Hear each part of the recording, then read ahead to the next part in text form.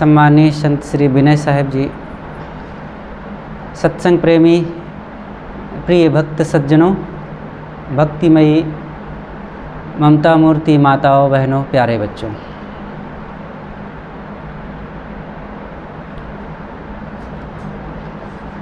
हमारा जीवन सदाचार, जीव दया और आत्मज्ञान, ये तीन चीज़ों से संपन्न होना चाहिए। ये हमारे जीवन की शुरुआती चीज़ें हैं और यही अंतिम भी है।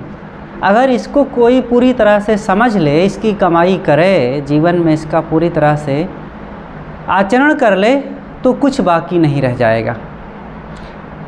गुरुदेव जी से जो दीक्षित होंगे, जब गुरुदेव जी दीक्षा देते थे तो ये बातें ज़रूर कहते थे। ये तीन बातों में सब बातें आ जाती है: जीव दया, सदाचार और आत्मज्ञान। ये केवल एक समय दीक्षा ले लेने की बात नहीं है कि गुरु के द्वारा ये उपदेश सुन लिए और बस हो गया।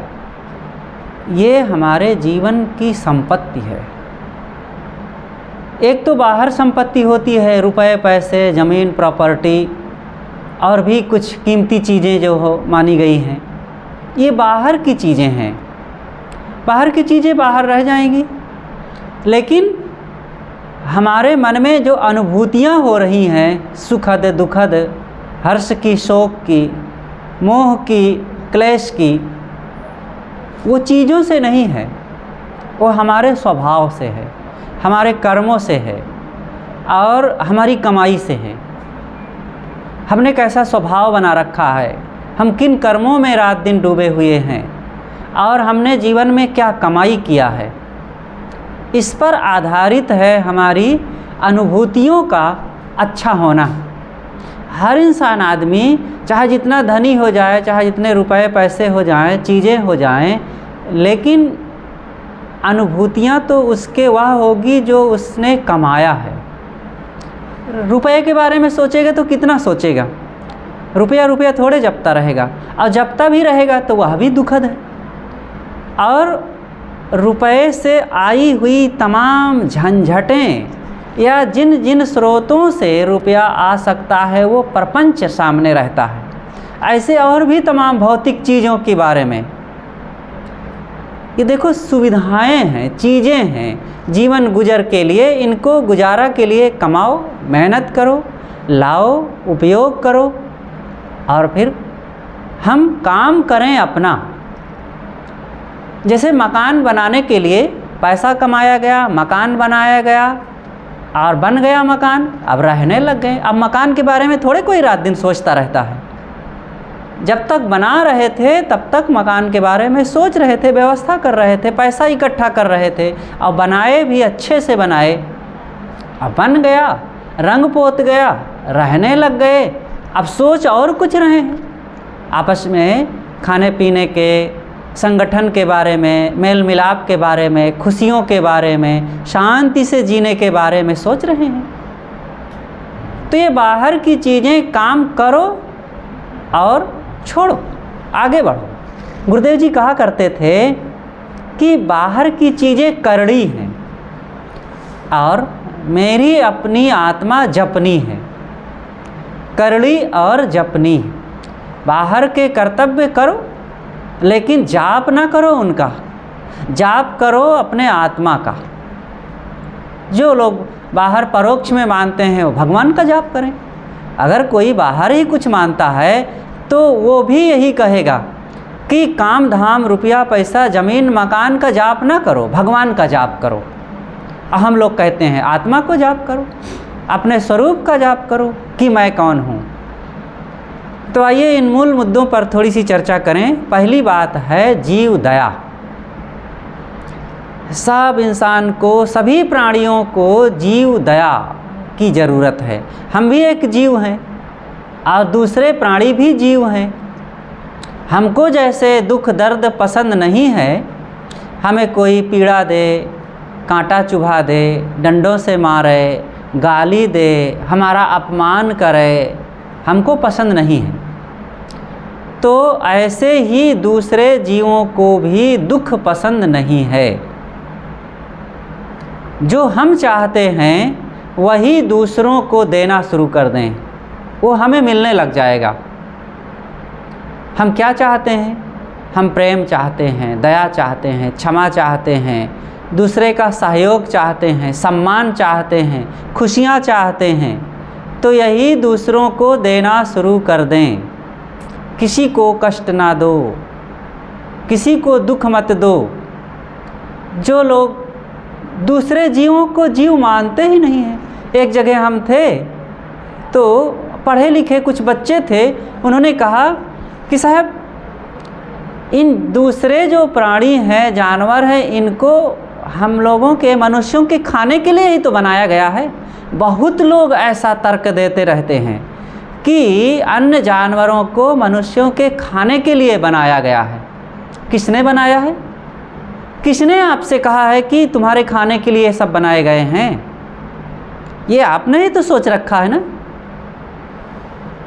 तो खाने के लिए बना है तो सबको क्यों नहीं खाते हैं? फिर छिपकली को कितने लोग खाते हैं? कौवा को कितने लोग खाते हैं? कुत्ता कितने लोग खाते हैं? अब कुछ लोग ये कहते हैं कि साहब अगर इनको ना खाया जाए तो ये इतना भर जाएंगे कि हमारे रहने की जगह नहीं रह जाएगी। ये भी दलील गलत है। ऐसी कोई बात नहीं है। इतना ये बढ़ जाएंगे कि रहने की जगह नहीं होगी। आप सोच सकते हैं कि आपके देश में कौवा को कितने लोग खाते होंगे? कितने कौवा बढ़ गए? गिद्ध कितने बढ़ गए? अरे बल्कि गिद्धों को कोई नहीं खाता, फिर भी गिद्ध की प्रजाति ही खत्म हो गई। आज गिद्ध, आप लोगों को जो पुराने लोग होंगे जानते होंगे कि आज से 30 साल, 40 साल, 50 साल पहले कहीं गांव में जानवर मर जाते थे तो लोग उसके खाल को खींच करके बाहर छोड़ आते थे। इतना गिद्ध आ जाते थे कि 1-2 घंटे में साफ केवल हड्डी वहाँ रह जाती थी। और आज कहीं गिद्ध दिखाई देते हैं? पता ही नहीं चलता। आज गिद्ध दिखाई ही नहीं देते हैं। तो गिद्धों को कितने लोगों ने खा के ख़त्म किया? अपने आप वो ख़त्म हो गए। कई कारणों से ख़त्म हुए हैं। आज जो तमाम केमिकल वाली वनस्पतियाँ तैयार की जाती हैं, उन वनस्पतियों को वे जानवर खाए और उन जानवरों के मांस के विकार से वो गिद्धों की प्रजातियां ख़त्म होती गईं, वे मर गए। और भी कुछ कारण हो सकते हैं। तो ये कहना कि ये जानवर इतना बढ़ जाएंगे कि आदमियों के रहने की जगह नहीं रह जाएगी, ये गलत है। ऐसा नहीं सोचना चाहिए। हम अपने जीवन में सदाचार को कायम करें और दूसरे प्राणियों को जैसे मुर्गी, भेड़, बकरी, सुअर, मछली आदि आदि जानवरों को कभी भी मत सताओ, कभी भी मत मारो। ये जानवर भी प्राणी हैं, इनको भी दुख होता है और इनको कष्ट देने का मतलब है बहुत बड़ा अपराध, हिंसा का अपराध हम कर रहे हैं। किसी की ज़िंदगी को हम बचा नहीं सकते हैं तो किसी को मारने का क्या अधिकार है? और फिर किसी को मार करके उसके हड्डी, मांस, चाम, रक्त आदि गंदे विकारों को, इन चीज़ों को मुख में रखना, चबाना, ये बिल्कुल गलत है। विचार करके देखा जाए तो मनुष्य का ये आहार है ही नहीं। देखो, संसार में 2 प्रकार के प्राणी होते हैं, शाकाहारी और मांसाहारी। तो मनुष्यों के अलावा दुनिया में जितने प्राणी हैं वे अपने अपने स्वभाव का पालन करते हैं, अपने अपने स्वभाव में वे जीते हैं। जितने भी शाकाहारी प्राणी हैं मनुष्य के अलावा, वो मांस नहीं खाते ना। गाय, बैल, भैंस, ऊँट, हाथी, घोड़ा और भी बहुत जानवर हैं। देख लो इनको खाने को अगर चारा, भूसा, घास या और भी जो उनकी चीज़ें हैं, वनस्पतियाँ जो खाने लायक, अगर ये ना भी मिली तो ये भूखे मर जाएंगे। लेकिन किसी जीव को मार करके उनका मांस नहीं खाते हैं। कि खाते हैं कोई? और जो मांसाहारी हैं, मांसाहारी वो मांस खाते हैं। कुछ हैं जैसे कुत्ता आदि, तो वो मांस भी खाते हैं और अनाज भी खा लेते हैं।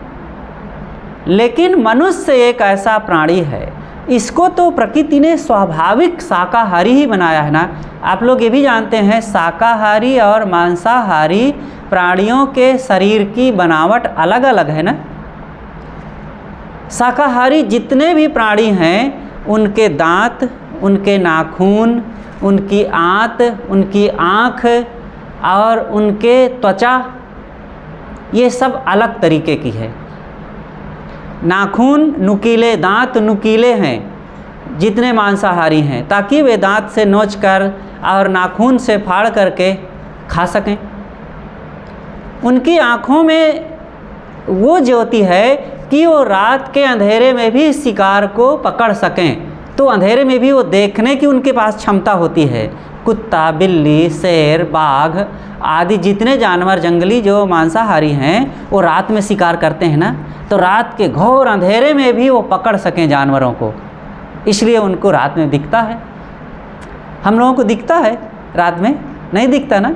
जितने शाकाहारी हैं उन समस्त जानवरों को रात के अंधेरे में नहीं दिखाई देता है।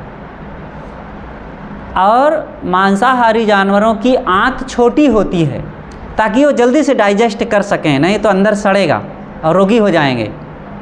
शाकाहारियों की ऐसी नहीं है। कोई भी शाकाहारी जानवर या मनुष्य हो, इनकी आंत बड़ी होती है, लंबी होती है। मांसाहारी जानवरों को पसीना नहीं आता है। हम लोगों को पसीना आता है कि नहीं? तो ये इससे भी पता चलता है कि हम लोग शाकाहारी प्राणी हैं। तो इन सब चीज़ों को समझ करके हम लोगों को अपने आहार को सदैव पवित्र बनाए रखना चाहिए। कभी भी गलत चीज़ें ना खाओ, हिंसा युक्त चीज़ें ना खाओ और जीवों पर दया करो। सदगुरु कबीर ने कहा है, जीव मत मारो बापुरा, सबका एक है प्राण, हत्या कबहू न छूटी है, कोटिन सुनो पुराण। चाहे जितना कथा भागवत सुनो, पोथी पुराण पढ़ो, तीर्थों में जाकर के गंगा, यमुना, हरिद्वार, काशी, मथुरा, प्रयाग, वृंदावन, द्वारिका आदि आदि में जाकर के स्नान करो और तथा कथित मंदिर मस्जिद का चक्कर भी लगाओ, वहाँ माने गए भगवानों के भी दर्शन करो। लेकिन अगर आपने हिंसा किया है, दूसरों को सताया है और जानवरों को दुख दिया है, प्राणियों को कष्ट दिया है, तो उसका बदला देना ही पड़ेगा। हिंसा का बदला हिंसा से होता है। यहाँ तो सबका बदला देना पड़ता है। हम किसी को गाली दें तो उसका बदला देना पड़े, वो भी गाली देगा। किसी को भोजन में आमंत्रित करो तो वो भी आमंत्रित करता है। किसी के सामने मुस्कुरा दो तो वो भी मुस्कुरा देता है। और किसी को गाली दे दो वो भी गाली देगा, अपमान कर दो वो भी अपमान करेगा, सम्मान करो वो भी सम्मान करेगा। तुरंत एक्शन टू रिएक्शन होता है ना। तो जो कुछ करेंगे वो सब लौट करके हमारे सामने आता है। तो अगर हम अच्छा चाहते हैं तो अच्छा करो। गेंद होती है ना, गेंद को जितना तेज दीवार की ओर फेंकोगे उतने तेज़ी से लौट करके हमारी तरफ आ जाती है। ऐसे ये कर्मों का गेंद है, जो कर्म करोगे लौट करके वैसा ही हमारे पास आ जाएगा। ये हमारे जीवन में कर्मों की खेती बड़ी अद्भुत है।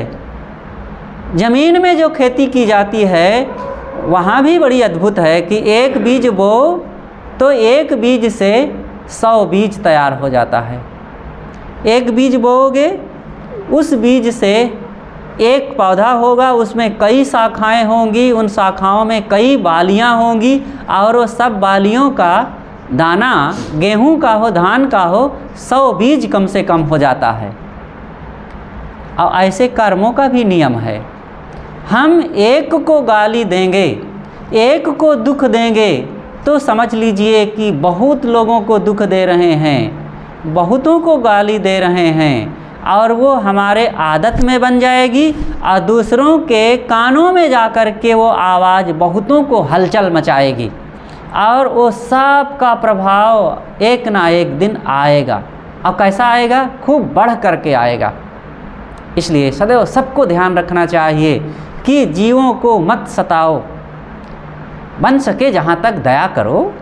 हम दया चाहते हैं, हम चाहते हैं कि हमारे बाल बच्चों से सब प्रेम करें, और कहीं कोई तकलीफ़ आ जाए तो लोग भी दया करें, आके सहयोग कर जाएं, और जीवन की जो ज़रूरत चीज़ें हैं, मूलभूत चीज़ें हैं, हमें लोग देते रहें। तो हमें भी तो यही चाहिए, हम भी दूसरों से मीठा बोलें, प्रेम करें, दूसरों की रक्षा करें और दूसरों का सम्मान करें, दूसरों को दुख ना दें। सदैव इन चीज़ों को ध्यान रखें, कभी भी जीवों को ना सताओ। कुछ लोग कहते हैं कुछ जानवर ऐसे हैं जो निरर्थक हैं, उनको मार डालने में ही उचित है। गाय अब दूध नहीं देती है तो क्या मार डालना चाहिए? भैंस अब दूध देना बंद कर दी है तो क्या मार डालना चाहिए? यही उचित है, यही समझदारी है हमारी। इतना स्वार्थी हम हो गए हैं, जब तक उससे कुछ मिल रहा है तब तक उससे दूध निचोड़ें, और जब दूध देना बंद कर दे तो उसको मार डालें। हमें भी ऐसे करना चाहिए फिर लोगों को। जब तक हम काम के हों लोग हमसे काम लें, और जब हम काम के ना रहे तो लोग आकर के हमें मार डालें। फिर क्या हम यही चाहते हैं? हमारे बाल बच्चे जो काम के नहीं हैं, क्या हम उनको मार डालें या दूसरे लोग आकर के मार डालें? क्योंकि वो देश का अनाज ही तो खा के सब समाप्त कर रहे हैं। ये गणित नहीं चलेगी कहीं। सबसे केवल धन उपलब्धि की गणित लगाएंगे तो ठीक नहीं है। एक बार हम लोग ट्रेन में चल रहे थे तो रास्ते में कुछ लोग बैठे थे, 2-3 सिपाही भी बैठे थे। सामने सीट में सब आमने सामने बैठे हुए थे, कुछ और नौजवान लोग बैठे थे।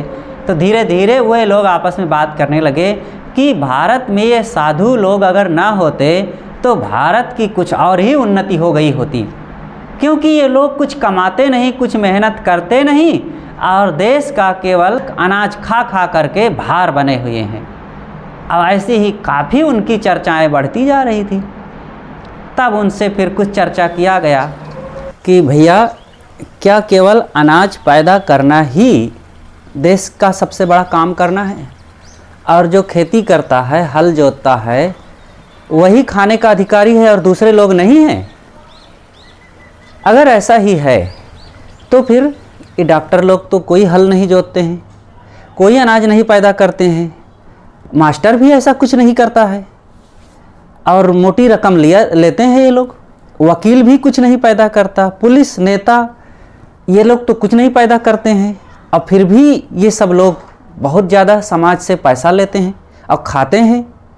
और बालक भी नहीं पैदा करता, हर घर में कुछ बच्चे हैं और वो भी कुछ नहीं पैदा करता, और बूढ़े भी चुपचाप बैठे रहते हैं असमर्थ, बल्कि वो पैसा लेते ही हैं, दूसरों को फंसा करके रखते ही हैं, क्योंकि उनका इलाज करना पड़ता है, बच्चों की सेवा में बहुत खर्च करने पड़ते हैं, और खूब खाते हैं, खूब सुविधा लेते हैं, सबका प्यार सम्मान भी लेते हैं। तो इन सबको भी खाने का अधिकार नहीं है, क्योंकि आपके हिसाब से केवल अनाज पैदा करना, खेती करना, व्यापार करने वाला ही खाने का अधिकारी है ना। तो डॉक्टर, मास्टर, वकील, पुलिस, नेता, बालक, बूढ़े आदि जितने लोग हैं, इन सबको भी कुछ नहीं खाना पीना चाहिए और समाज से, देश से निकाल करके बाहर कर देना चाहिए या मरवा देना चाहिए। लेकिन ऐसा नहीं किया जा सकता, क्योंकि ये सब जानते हैं कि डॉक्टर भले नहीं पैदा करता है खेत में, किंतु सबके अंदर में स्वास्थ्य को पैदा करता है। कोई बीमारी तकलीफ आ गई शरीर में तो अपने अनुभवों से दवाई करके, इलाज करके उनको स्वस्थ बनाता है। मास्टर बच्चों के अंदर छिपी हुई विद्या को वो पढ़ा करके, अभ्यास करा करके वो बाहर प्रकट कर देता है और उनको गुणवान, बुद्धिमान बनाता है। वकील समाज में चल रहे तमाम उपद्रव और लड़ाई झगड़ों को निपटारा करके उनको न्याय दिलाता है। अब वो दिलाता है कि नहीं कि उनको फंसाए रखता है, ये बात अलग है, लेकिन पैसा तो इसीलिए वो लेता है कि हम तुमको न्याय दिलाएंगे और सारे विवादित मामलों से अलग करके तुमको हम स्वतंत्र और शांति, निश्चिंतता की ज़िंदगी जीने के हकदार बनाएंगे। इसी तरह पुलिस समाज में जो अराजक तत्व हैं उनका दमन करके उन समाज में एक नई व्यवस्था देने की उसकी जिम्मेदारी है, इसलिए वो पैसा लेता है। नेता भी एक समाज में व्यवस्था देता है, कानून देता है और नियम देता है कि इस प्रकार से समाज चलेगा, तब देश हमारा व्यवस्थित रहेगा। और बालक में ये संभावना है कि आगे चल कर के समाज का कर्णधार बनेगा, इसलिए अभी ये भले कमज़ोर है, इसकी सेवा सुरक्षा किया जाएगा तो ये आगे बढ़ेगा, इसलिए उसकी सेवा की जाती है। और बूढ़ों की सेवा इसलिए होती है कि ये बहुत कर चुके हैं, अब इनकी सेवानिवृत्ति का समय है। अब ये केवल समाज से प्रेम और सम्मान तथा सेवा लेते हुए अपने शेष जीवन को व्यवस्थित जिएं, शांति से जिएं। तो जब ये सब ले सकते हैं बिना कुछ दिए, तो समाज में रहने वाले संत क्यों नहीं ले सकते? क्या संत कुछ नहीं देते हैं? आपको ऐसा लगता है कि संत कुछ नहीं देते हैं? अरे संत वह चीज़ देते हैं कि जो कोई नहीं देता है। और लोग तो रुपया, पैसा, स्वास्थ्य, चीज़ें, कपड़े और कानून की व्यवस्था यही सब देते हैं ना। अरे संत शांति देते हैं। हमारे अंदर में दया, क्षमा, सत्यशील, धैर्य, विवेक, विचार आदि जो सद्गुण हैं उनको प्रकट करके, बता करके सबके अंदर में वो जागृति देते हैं। वो शांति से जीने की कला देते हैं, आपस में भाईचारे का बर्ताव करने की वो सुव्यवस्था देते हैं, वो शिक्षा देते हैं। नहीं तो सबके अंदर में वो एक अपराधी तत्व छिपा हुआ है। चोरी, हिंसा, व्यभिचार, दुराचार, पापाचार, हत्या, राहजनी, मिलावटबाजी, बदमाशियाँ, ये सब अगर संत ना होते, इन सब चीज़ों से भय दिला करके और सद्गुण सदाचार की तरफ प्रेरित ना करते, तो सोचो आज समाज की क्या दशा होती। भाई भाई का आपस में रहना मुश्किल हो जाता, एक दिन झोला लेकर के चलना सड़क पर मुश्किल हो जाता। ये संतों की ही देन है। हजारों हजारों वर्षों से जो बुद्ध, महावीर, कपिल, दयानंद, विवेकानंद और अगस्त, महर्षि पतंजलि और अनेक ऐसे संत महापुरुष हुए हैं, इन सबके उपदेशों की कृपा है, उन सबके जीवन जीने की वो कृपा है कि वो समाज में ये व्यवस्था दे करके लोगों को ये उपदेश दिए हैं। आज उसी के बदौलत समाज में आनंद से, निश्चिंतता से, निर्भयता से जिया जा सकता है। तो इन संतों का बड़ा उपकार है। और दूसरी बात, संत गृहत्यागी होते हैं, संयमी होते हैं, स्वयं वे ब्रह्मचर्य का जीवन जीते हैं। अगर ये सभी संत जो हजारों नहीं लाखों हैं, चाहे वो छोटे हों या बड़े हों, संत तो संत होते हैं। अब वो भले सामान्य हों, नए हों, या जो बीड़ी, सिगरेट, शराब आदि में डूबे हुए और साधु का या फकीर का, भिखारी का भेष बना लिए, उनको संत मत कहिए। संत तो वे होते हैं जो साधक हैं, अंतर्मुखी हैं, मन इंद्रियों को साधते हैं और गुरु संतों की संगत में लग करके अंतर्मुखता का काम करते हैं। तो ये गृह त्यागी हैं, ब्रह्मचर्य का जीवन जीते हैं। समाज में दोष, दुर्गुण, दुर्व्यसन के लिए जो पैसे सरकार खर्च कर रही है, लाखों करोड़ों रुपए नशा मुक्ति अभियान चलाने में खर्च करती है, संत स्वयं कोई दुर्व्यसन नहीं लेते हैं। और इन सब के पास अगर 2-2, 4-4 बच्चे होते तो सोचो समाज पर कितना बड़ा भार होता। और ये जो अनावश्यक समाज में ऐसे लोग घूम रहे हैं, बीड़ी, सिगरेट, शराब, अंडा, मांस आदि खाते पीते हुए, लड़ाई झगड़ा करते हुए और दोष दुर्गुणों में डूबे हुए और एक दूसरे को छीन झपट रहे हैं, इनको तो आप नहीं कहते हैं कि इनको देश से बाहर करना चाहिए, ये समाज के भार हैं? ये संत ही भार हो गए हैं। सोचो जरा, विचार करो। संत हर प्रकार से समाज के लिए वरदान होते हैं। वो एक सुंदर व्यवस्था देते हैं, थोड़ा सा समाज से लेकर के पूरा जीवन देते हैं। वो जहाँ रहते हैं शारीरिक मेहनत भी करते हैं। आकर के आश्रमों में देखिए संतों के, वे स्वयं सारा काम करते हैं, फसल भी तैयार करते हैं। आप कहते हैं फसल नहीं तैयार करते? उनके आश्रम में अगर कुछ जगह है तो थोड़ी भी है तो भी वहाँ कुछ मेहनत कर लेते हैं, थोड़ी सब्जी उगा लेते हैं, फूल लगा देते हैं, लोगों के आए गए लोगों के कितना सेवा, स्वागत, सम्मान करते हैं, एक शांति की व्यवस्था, संदेश देते हैं, सत्संग कराते हैं। आप कहते हैं कुछ नहीं करते हैं, जब आप जानेंगे, देखेंगे तब पता चलेगा। इसलिए प्रिय भाइयों, संतों से समाज का कभी भी अहित नहीं होता है, बल्कि लाभ ही लाभ होता है। हम जहाँ रह रहे हों, अपने समाज में, अपने परिवार में, अपने मित्रों में, अपने लोगों में जितना बन सके, अगर बहुत ज़्यादा कुछ ना कर सकें तो कम से कम सदाचार का प्रकाश फैलाएं।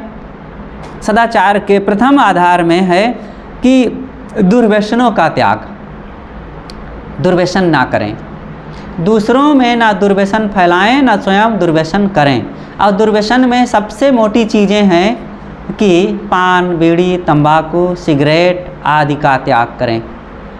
कभी भी इन चीज़ों के खान पान में इनको बढ़ावा ना दिया जाए। सब बच्चों को भी इन चीज़ों को समझना चाहिए, कोई भी नशीली चीज़ों का सेवन ना करें। नशा सदैव विनाशकारी है। हमारे देश में नशा ने बहुत बड़ा विनाश किया है। बहुत बड़ा समाज के साथ अत्याचार किया गया है। और गलत चीज़ें कभी भी इन सब का सेवन ना किया जाए और इनका त्याग सदैव होना चाहिए। बाल बच्चों में भी इसके लिए बताया जाए कि नशीली चीज़ों का कभी भी सेवन ना करें। पान, तंबाकू, सिगरेट, शराब आदि सदैव हानिकारक है। शराब ने जितना घर को बर्बाद किया है उससे ज़्यादा समाज को दूसरे ढंग से भी बर्बाद किया। देवियाँ शराबियों के कारण कितना परेशान होती हैं। शराबी शराब पी करके आता है और अपनी माँ को, बहन को, पत्नी को सब के साथ अत्याचार करता है, गालियाँ देता है। कोई कहे कि साहब हम अपना शराब पीते हैं, अपने पैसा के पीते हैं, अपने घर में पड़े रहते हैं, लेकिन ऐसा नहीं है। शराब भले वो अपने पैसे का पीता है, लेकिन उसके परिणाम में जहाँ पीता है वहाँ से लेकर अपने घर तक बहुत लोगों को प्रभावित करता है, लोगों को प्रेरित करता है पीने के लिए, और गालियाँ बकता है, हो हल्ला करता है, और घर में माता पिता को परेशान करता है और पैसा बर्बाद करता है। जितनी मेहनत से कमाया है अब उसी कमाए हुए धन से शराब पी करके और सब बर्बाद के, वही पैसा घर में आता तो बच्चों के काम आता, पत्नी के काम आता, अतिथियों की सेवा में लगता, घर में रचनात्मक कार्य और भी होते। कितना नुकसान किया, अपना स्वास्थ्य बिगाड़ा। अब उस स्वास्थ्य को ठीक करने में अलग से पैसा दिया जा रहा है। संस्कार तो खराब हो ही रहे हैं सबके। अनेक बार ऐसी घटनाएं देखा गया। एक जगह हम रेलवे स्टेशन पर थे, टिकट लेने के लिए पहुँचे टिकट काउंटर के पास। अब बगल में एक शराबी पिए हुए उल्टा मुंह पड़ा है, मक्खियाँ भिन भिना रही, बदबू आ रही है, देख के भी घिन लग रही है उसको, लेकिन वो बेशर्म आदमी शराब पिए पड़ा है, निर्लज्ज। और वहीं से अनेक लोग, सैकड़ों लोग आते जाते हैं। देखो ना कितने लोगों को बुरा लग रहा है, कितने मन को कष्ट दे रहा है, बहुत बड़ी हिंसा कर रहा है, अपना तो विनाश कर ही रहा है और लोगों के साथ कितना वो दुर्व्यवहार कर रहा है। अयोध्या में थे हम, शाम को निकले आश्रम से और जैसे निकले सड़क के किनारे ही एक व्यक्ति पड़ा था, अंधेरा हो रहा था और हम लोग घूमने गए थे अयोध्या। जब लौट करके आए देखे काफ़ी रात हो गई थी, अभी भी पड़ा है वो, 2-3 घंटे हो गए थे। ये तो याद आया 2 घटनाएं, बहुत बार ऐसे। यही नोएडा में हम चल रहे थे एक बार, हाईवे रोड पर बड़ी बड़ी गाड़ियां चल रही थी और एक ब्रिज पर एक व्यक्ति पड़ा है एक किनारे। सबकी कृपा है जो उसको बचा करके चले जा रहे थे, नहीं तो उसको तो कुचल जाना चाहिए था कब के, लेकिन हमने देखा कि पड़ा है एक किनारे, सब बच बच के जा रहे हैं। कितने ऐसे लोग अभागे होते हैं, अपने जीवन के साथ अत्याचार करते हैं, अपने बाल बच्चों के साथ अत्याचार करते हैं, समाज के साथ कितना अत्याचार करते हैं। आखिर वे शादी किए हैं, बाल बच्चे पैदा किए हैं, तो इतना तो ध्यान रखना चाहिए कि मैं अपने बाल बच्चों को खुशहाल देख सकूं। अपने को नहीं देख रहा है तो बाल बच्चों को क्या देखेगा वो। पशु से भी ज़्यादा ऐसे लोग गए गुजरे होते हैं। इसलिए हम समाज में सदाचार फैलावें, पान बीड़ी तंबाकू ना सेवन करें।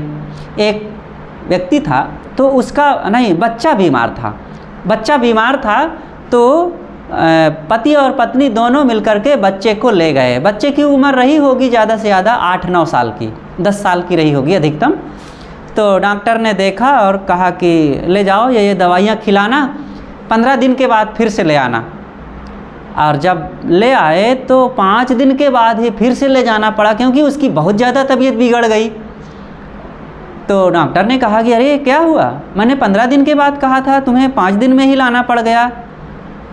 तो वो बच्चा खुद बोल पड़ा, माता पिता के बोलने के पहले बच्चा खुद बोल पड़ा कि डॉक्टर साहब मेरा इलाज करने के पहले मेरे पिता का इलाज करिए। कहा क्यों बेटा, ऐसा क्यों कह रहे हो? कहा मेरे पिताजी सिगरेट पी करके रात दिन इतना धुआं घर में भरे रहते हैं कि उससे हम लोग परेशान रहते हैं। और मैं ये सोचता हूँ कि अगर हमारे पिता को कुछ हो गया तो हम तो बेमौत मर जाएंगे।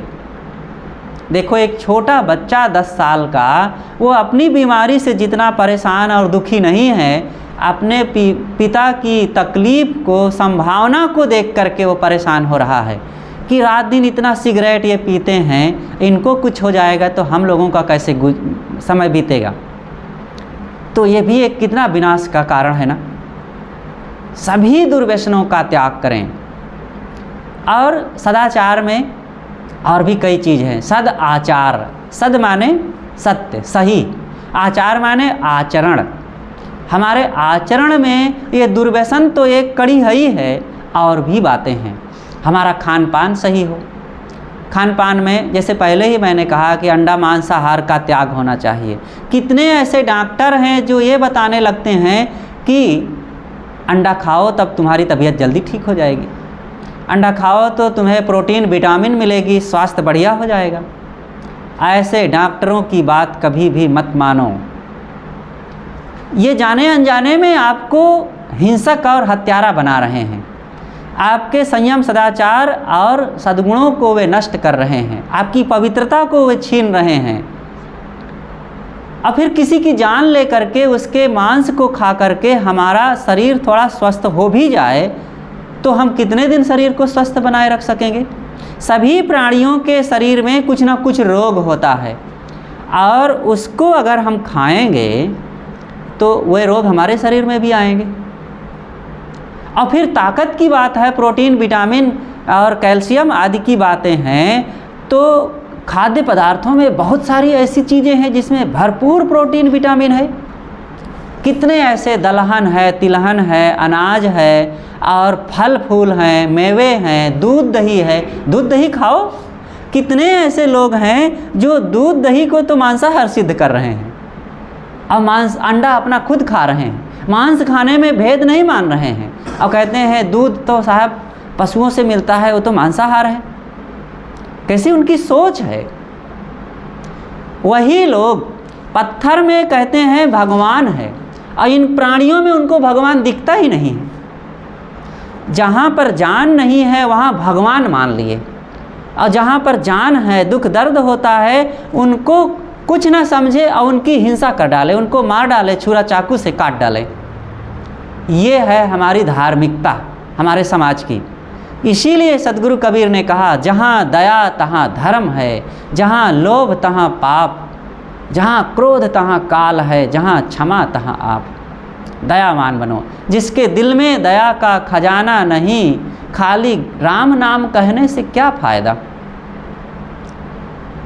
दया राख धर्म को पाले, जग से रहे उदासी, अपना सा जीव सबको जाने, ताहि मिले अविनाशी। ये सद्गुरु का वचन है कि दया रखे और धर्म को पाले, दयावान बने। और धर्म, सच्चा धर्म कहाँ है? ये मंदिर मस्जिद में धर्म नहीं रहता है, और गंगा यमुना तीर्थ मूर्त और काशी प्रयाग में धर्म नहीं है। धर्म सबके दिल में है, और दिल में जब दया हो, क्षमा हो, प्रेम हो, संयम हो, तब धर्म मानो हमारे अंदर है। और चाहे जितना हम बाहर के कर्म कांड करें, और मन में, दिल में, स्वभाव में सदाचार नहीं है, संयम नहीं है, प्रेम नहीं है, दया नहीं है, तो क्या हमने खाक धर्म को समझा है? कुछ नहीं हमने समझा धर्म को। इसीलिए किसी ने कितना बढ़िया कहा है कि संप्रदाय ना धर्म है, धर्म न बने दीवार, धर्म सिखाए एकता, धर्म सिखाए प्यार।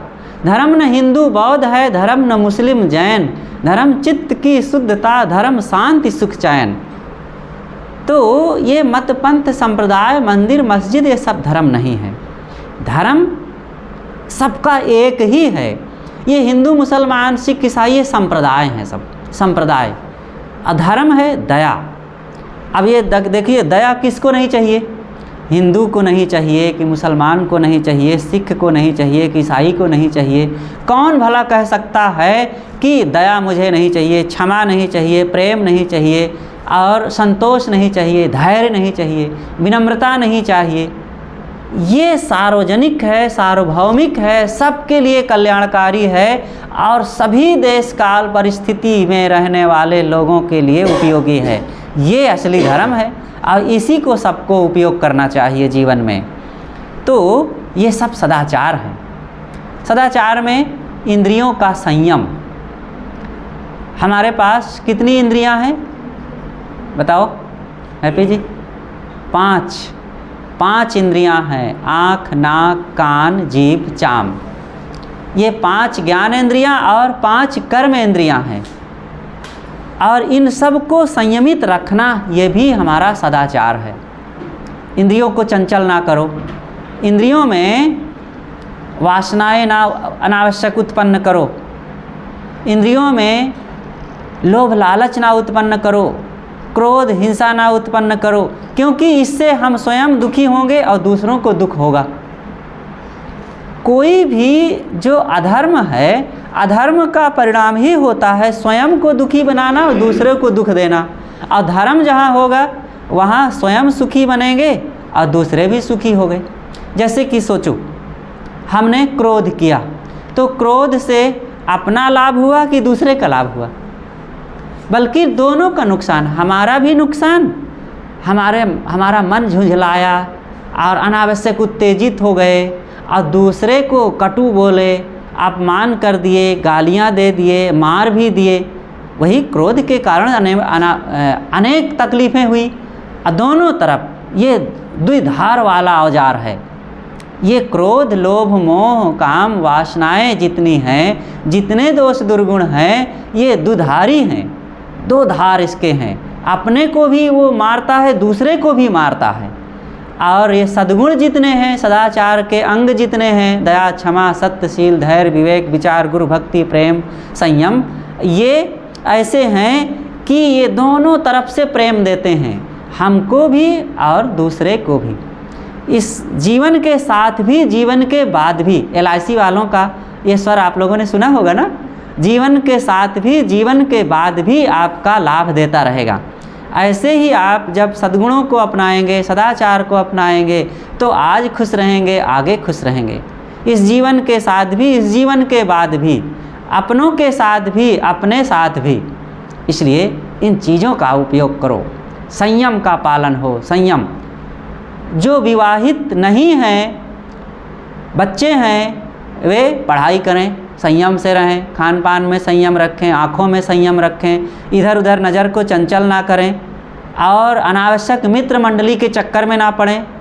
लड़का लड़की का आज बहुत बड़ा विकार समाज में फैल रहा है, और विश्वविद्यालय, कॉलेज और अनेक शिक्षण संस्थान जहाँ पर विद्या की जगहें हैं, वहाँ पर और भ्रष्टाचार फैलता जा रहा है। कॉलेजों की दशा दयनीय होती जा रही है, और जहाँ जहाँ कार्यस्थल हैं, सामाजिक जगहें हैं, वहाँ भी बड़ी बड़ी विडंबनाएं हैं।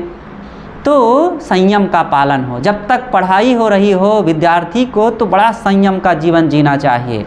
फिर माता पिता के इच्छा अनुसार और स्वयं भी एक मर्यादा के अनुसार एक सभ्य नर या नारी से लड़का लड़की की शादी हो, और शादी के बाद मर्यादित जीवन जीना चाहिए। ब्रह्मचर्य का पालन अधिक से अधिक होना चाहिए। अपने तन और मन को स्वस्थ रखने के लिए, सुखी रहने के लिए, परिवार को अच्छा बनाए रखने के लिए और अनेक प्रकार की मानसिक सुव्यवस्था बनाए रखने के लिए ब्रह्मचर्य की बड़ी ज़रूरत है। हमारे ऋषियों ने देखो 4 आश्रमों का विभाजन इसीलिए किया था। ब्रह्मचर्य, गृहस्थ, वानप्रस्थ और संन्यास, ये 4 भागों में पूरे जीवन को बांटा गया है।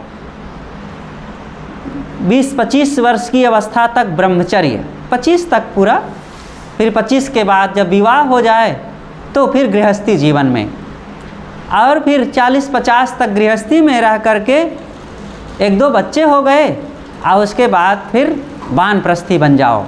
वानप्रस्थी का मतलब अब अपने मन को वासनाओं से अलग करके, तमाम घर गृहस्थी की मोह माया से अलग हो करके थोड़ा सा अलग थलग रहो। ग्रंथों को पढ़ो, साधन भजन में मन को लगाओ, संत आश्रमों में जाओ और सेवा भक्ति में ज़्यादा से ज़्यादा समय भी दो, सार्वजनिक सेवाएं करो। तो इस प्रकार से वानप्रस्थी का समय है। और जैसे ही आपकी उम्र 60-65 साल की हो जाए तो फिर सन्यास की तरफ भी आगे बढ़ो। जीवन तो जा रहा है, सन्यासी बनो चाहे ना बनो, एक दिन जीवन तो ख़त्म होना ही है। तो ऐसा कुछ ख़त्म करो कि शरीर ख़त्म होने के पहले वासनाएं ख़त्म हो जाए, हमारे दोष दुर्गुण खत्म हो जाए, हमारे मन के पाप खत्म हो जाए, विकार खत्म हो जाए, ऐसी पवित्रता लेकर के जाएं कि फिर से वो दुख ना मिले जो बार बार पशु आदि खानियों में जा कर के दुख भोगना पड़ता है। तो ये सदाचार के बहुत सारे अंग हैं, इन सबको हमें समझना चाहिए। कुछ लोग ये प्रश्न करने लगते हैं कि साहब ब्रह्मचर्य का पालन करेंगे तो सृष्टि रुक जाएगी। यहाँ सृष्टि की बड़ी चिंता। अभी कल ही हम एक जगह थे, कल नहीं 2-3 दिन हो गए, एक जगह जहाँ थे, कुछ आपस के लोग रहे, भक्त लोग थे, तो ऐसी कुछ चर्चा चलने लगी। तो वो कहने लगे साहब ऐसा होगा तो सृष्टि कैसे चलेगी। हमने कहा कि तो सृष्टि चलाने के लिए आप ठेका ले रखे हैं और ताकि खूब बच्चे पैदा करो। अरे जितना सृष्टि चल रही है उसी में कितना तबाही मची हुई है और बड़ा मुश्किल से गुजारा हो रहा है, कितनी समस्याएं हो रही हैं, घर परिवार में तकलीफ़ें हैं, खाने को कम हो रहा है, घर छोटे हो रहे हैं, कपड़े ठीक से नहीं मिल रहे हैं, शिक्षा नहीं मिल रही है। अब अभी आप सृष्टि का ठेका लिए बैठे हैं। ये तो वैसे ही हुआ जैसे कोई कहे कि साहब सब रोगी अगर स्वस्थ हो जाएंगे तो इन डॉक्टरों का धंधा कैसे चलेगा। तो डॉक्टरों का धंधा चलाने के लिए हम लोग बीमार हो रहे हैं, इसका मतलब ताकि उनका धंधा चलता रहे। भाई थोड़ा सा बीमार होते रहो सब लोग। तो सृष्टि चलाने की जिम्मेदारी ना लें। सृष्टि चलाने के लिए बहुत लोग हैं।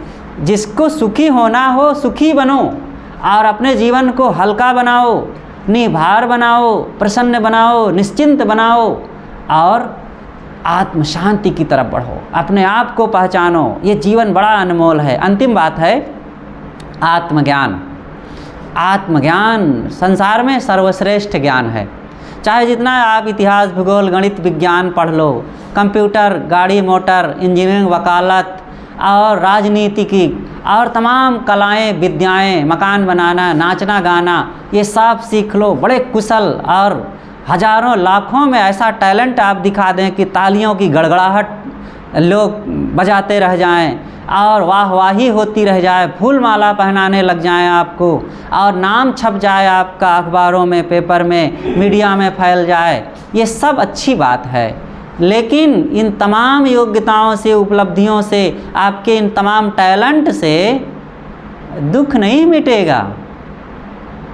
क्योंकि काम वासना वैसे ही अंदर खाए जा रही है, क्रोध वैसे ही परेशान कर रहा है, लोभ भरा ही है, देहाभिमान भरा ही है, आसक्ति अंदर में परेशान कर ही रही है और भय बना ही है। मृत्यु का भय है, रोग का भय है, प्रिय के वियोग का भय है, अप्रिय के संयोग का भय बना हुआ है और मैं मर ना जाऊं ये भय बना हुआ है। मैं कौन हूँ मुझे पता ही नहीं है। दुख के सारे बीज तो अंदर है ही हैं। ये गाड़ी मोटर बना लिए, चला लिए, हवाई जहाज में उड़ लिए और इंजीनियरिंग वकालत कर लिए तो क्या हो गया। एक अच्छा सा सफल डॉक्टर और सुखी डॉक्टर दोनों में बड़ा अंतर है। ज़रूरी नहीं है कि कोई डॉक्टर सफल हो तो वो सुखी भी हो, कोई इंजीनियर सफल हो तो सुखी भी हो, कोई वकील सफल हो अपनी वकालत में सुखी भी हो। दोनों में अंतर है ना। कोई पढ़ाई लिखाई किया, अच्छे से नॉलेज प्राप्त कर लिया, एक बढ़िया डॉक्टर बन गया, अच्छा सा ऑपरेशन कर लेता है, हार्ट का, किडनी का, लीवर का, आमाशय का, मस्तिष्क का बढ़िया इलाज कर लेता है। लेकिन ज़रूरी नहीं है कि वो सुखी भी हो। अच्छा इलाज करते हुए भी शराब पी सकता है, मांसाहार कर सकता है, लोभ लालच काम वासनाओं में डूबा होगा और अनाचार दुराचार में भी फंसा हुआ हो सकता है। आप आए दिन ये समाचार देखते हैं, हॉस्पिटलों की क्या दशा है। अच्छे अच्छे डॉक्टर हैं, कई बार फलाने नर्स को लेके भाग गया या फलाने और दुर्घटना घट गई। अच्छे अच्छे लोग भी ऐसा कुछ कर रहे हैं, इंजीनियर वकील भी कर रहे हैं। तो अपने क्षेत्र में सफल होना अच्छी बात है, लेकिन सुखी होना ज़रूरी नहीं कि वो सुखी हों। इसलिए हमें अपने क्षेत्र में अच्छे विचार, अच्छे कर्म और अच्छे संस्कार, अच्छी आदतें बना करके जीवन हमें खुशहाल बनाना चाहिए और सारे दोष दुर्गुणों को मिटा करके हमें अच्छे विचार, अच्छी आदतें, अच्छे स्वभाव अपनाना चाहिए, जिससे कि दोष दुर्गुण मिट जाए और हमारे स्वभाव में पवित्रता आ जाए, संयम आ जाए, सदाचार आ जाए। इन बातों को हमें समझना चाहिए और संतों की संगत करके, अच्छे लोगों के पास बैठ उठ करके अच्छे विचार अपनाएं, और जिससे कि हमारे जीवन के दोष मिटे, दुर्गुण मिटे और जीने के हमारे तरीके अच्छे हो जाएं, जिससे कि हमारे जीवन में ये गंदी आदतें और दोष दुर्गुण मिट जाएं, संयम सदाचार आ जाए, माता पिता के प्रति आदर भाव, भाई बहनों के प्रति सदाचार और प्रेम, सहिष्णुता, सहानुभूति की भावनाएं बनी रहे, और हम सब लोग प्रेम, एकता, संगठन, सुमति का जीवन जीते हुए हिल मिल करके रहें, सदाचारी बने, दयालु बने, क्षमालु बने, और बच्चों को भी ये बात सिखाएं, झगड़ा लड़ाई से सदैव दूर रहें, गलत खान पान से बिल्कुल बच करके रहें, अपने इंद्रियों को चंचल उत्तेजित ना करें, और गुरुजनों संतों की संगत करके जीवन को खुशहाल बनाएं और दूसरों की सेवा करें, और अपने जीवन में भी वही कमाई करें, जिससे कि आज वर्तमान में और भविष्य भी हमारा जीवन सुखद बन जाए। अपनी बातें यहीं पर समाप्त करता हूँ। मैंने आप लोगों के बीच 2 मुद्दों पर कुछ चर्चाएँ किया, 3 मुद्दों पर, कि जीव दया, सदाचार और आत्मज्ञान। सबको आत्मज्ञानी बनना चाहिए, और आत्मज्ञान का मतलब हम अपने को पहचानें, शरीर और आत्मा के भेद को जानें। शरीर देखो सबका क्षणभंगुर है, निरंतर बदलने वाला है, आजकल में बदल जाएगा, और सब भौतिक है, लेकिन इस भौतिक शरीर के अंदर में बैठा हुआ एक अविनाशी आत्मा है, उसको हम पहचानें, समझें, जानें, और इन सारी आदतों से ऊपर उठ करके हम सदैव सच्चे इंसान बने और सद्गुणों को अपना करके जीवन को सुखी बनाएं। अपनी बातें यहीं पर मैं समाप्त करता हूँ। बोलिए सद्गुरुदेव की जय।